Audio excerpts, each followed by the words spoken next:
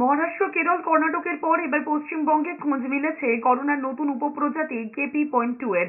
রাজ্যে অন্তত 30 জনের শরীরে করোনা ভাইরাসের নতুন উপপ্রজাতির হদিশ মিলেছে। স্বাস্থ্য মন্ত্রক সূত্রে খবর, এখনো পর্যন্ত সারা দেশে 272 জন নতুন উপপ্রজাতির করোনা ভাইরাস অর্থাৎ KP.2 দ্বারা আক্রান্ত হয়েছেন, যার মধ্যে পশ্চিমবঙ্গ থেকে যাওয়া 30টি নমুনা রয়েছে। পশ্চিমবঙ্গ থেকে গত 4 মাসে যে কটি নমুনা জিন বিশ্লেষণের জন্য পাঠানো হয়েছিল তার মধ্যে থেকে 30টি নমুনা পজিটিভ এসেছে, অর্থাৎ তারা KP.2 নতুন উপপ্রজাতির করোনা ভাইরাস বা ফ্লাড ভ্যারিয়েন্টে আক্রান্ত।